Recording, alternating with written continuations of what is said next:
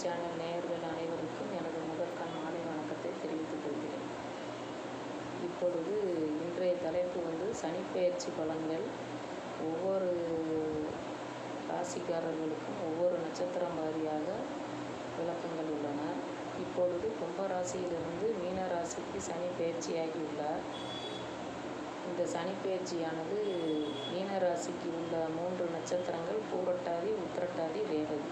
இந்த 3 ராசிகளில் இந்த மீன ராசிக்குரிய 3 நட்சத்திரங்களிலும் இவர் பிரவேசிக்க உள்ளார். இந்த 3 நட்சத்திரக்காரர்களுக்கும் ஒவ்வொரு ராசிக்கும் சனி எத்தனாவது இடத்திற்கு அமர்கிறார் என்பதை பொறுத்து பலன்கள் மாறுபடும். இதில் சனிப்பெயர்ச்சி என்பது 2½ வருட கால சனிப்பெயர்ச்சி என்பது 2½ வருட காலம் என்பதால் மிக நீண்டமாக இதை ரொம்பவும் மக்கள் எதிர்பார்க்கக்கூடிய நிகழ்வு. சனிப்பெயர்ச்சி, குரு பயிற்சி, ராகு கேது பயிற்சி, இது 3ம் மிகவும் எதிர்பார்ப்புடன் மக்களுடைய ஜாதகங்களில் உள்ள மாற்றங்கள் நிறைய நடைபெற உள்ள அமைப்பு. இப்பொழுது இந்த சனிப்பெயர்ச்சி இந்த 3 நட்சத்திரக்காரர்களுக்கும் ஒவ்வொரு நட்சத்திரம் வாரியாக தான் செயல்பட்டு போகிறார். இப்பொழுது மீனராசியில் பூரட்டாதி நட்சத்திர காலில் அமர்கிறார். இந்த பூரட்டாதி நட்சத்திர கால்களில் அமர்ந்து இதற்குரிய பலன்களை செய்து முடித்து அடுத்து உத்திரட்டாதி, அடுத்து ரேவதி. இப்பொழுது இந்த சனிப்பெயர்ச்சி ஒவ்வொருடைய ராசிக்கும் எத்தனாவது இடத்தில் அமர்கிறார் என்பதை பொறுத்து பலன்கள் மாறுபடும். அவரவர் ஜாதக கட்டத்தில் சனி அவர்களுக்கு யோகாதிபதியா, பாதகாதிபதியா அப்படின்றதையும் நம்ம முதல் பார்க்கணும். அதே சமயத்தில் அந்த வரக்கூடிய 3 நட்சத்திரங்களும் நமக்கு யோக பலனை செய்யுமா, கெடு பலன்களை செய்யுமா, அதையும் நம்ம பார்க்கணும். அதை பொறுத்து தான் நம்மளுடைய பலன்கள் மாறுபடும். மொத்தத்துக்கு இப்போ மிதுன ராசி எடுத்துட்டோன்னா, மிதுன ராசிக்கு 10ஆம் இடத்துல சனி உட்கார்றாரு. அப்போ சனி பகவான் நம்மளுக்கு தொழிலில் நல்ல முன்னேற்றத்தை கொடுப்பாரு. நமக்கு நடக்கிறது எல்லாமே ரொம்ப சிறப்பாக நடக்கும், தொழில் நல்லா நடக்கும், மற்றது எல்லாமே நமக்கு சிறப்பாக இருக்கும் அப்படின்லாம் நம்ம எதிர்பார்க்க முடியாது. காரணம் என்னென்னா, மிதுன ராசியை பொறுத்த வரைக்கும் மிதுனத்திற்கு பாதகாதிபதியே குரு. அந்த பாதகாதிபதி ராசிக்குள்ளரே உட்கார்ந்து தன் வீட்டை தானே பார்ப்பதால் அவர்களுக்கு ஒரு சிறப்பான பலன்களை கிடைப்பது ரொம்ப எளிது. ஏன்னா குரு அவர்களுக்கு பாதகாதிபதி. பாதகத்தை மட்டுமே செய்யக்கூடிய குரு பகவான் தன்னுடைய சொந்த வீட்டிலே அமரும் பொழுது முதலில் மிருகசீரிஷம், திருவாதிரை, புனர்பூசம் இந்த 3 நட்சத்திர கால்களில் அமர்கிறார்.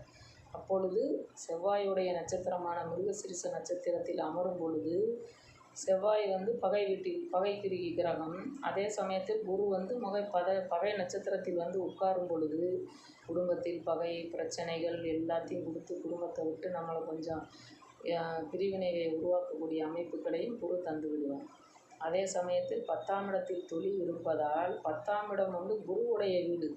அங்கே சனி பகவான் அமரும் பொழுது சனி பகவான் எப்படி தொழில்காரனாக இருந்தாலும் நல்லதை செய்யக்கூடிய வாய்ப்புகளை கொடுப்பார். பாதகாதிபதி வீட்டில் அமரும் பொழுது பாதகத்தை மட்டும்தானே செய்வார், நல்லதை எப்படி பண்ண முடியும்? அப்போ நம்ம இருக்கிறதையே நம்ம இழக்கக்கூடிய சூழ்நிலைகளைத்தான் சனி பகவான் தருவாரே ஒழிய நமக்கு நல்ல ஒரு சிறப்பான அமைப்பு அப்படின்றது எடுத்துக்க முடியாது. இதேபோல் ஒவ்வொரு ராசிக்காரர்களுக்கும் ஒவ்வொரு நட்சத்திர பலன்களை பொறுத்தும் அவரவர் ராசிக்கு யோகாதிபதியா, பாதகாதிபதியா, நட்பு கிரகமா, பகை கிரகமா, இதையெல்லாம் கணித்த பின்பு தான் அவரவர் ஜாதகத்துக்கு இந்த பலன்கள் எப்படி இருக்கும் என்பதை நம்ம கூற முடியும்.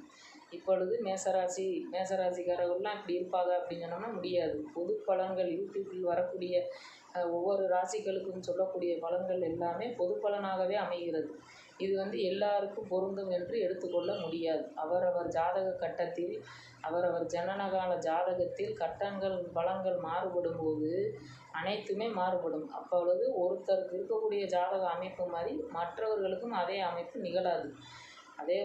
அதற்காக அவரவர் ஜாதகத்தை கணித்து நம்மளுடைய ஜாதக பலன் நமக்கு எப்படி இருக்கும் என்பதை அவரவர் தெரிந்து கொள்ள வேண்டும். வருட கிரகங்களாகிய சனி பகவானும் குரு பகவானும் ராகு கேது பகவானும் வரிசையாக ஒன்று இந்த வருஷம் மாறுறதுனால அனைவரும் அவர்களுடைய ஜாதகத்துகளை கணித்து முழுமையான பலன்களை அறிந்து தெரிந்து கொண்டு அதற்குரிய பலன்களும் பரிகாரங்களும் மிகவும் துல்லியமாக சொல்லப்படும்.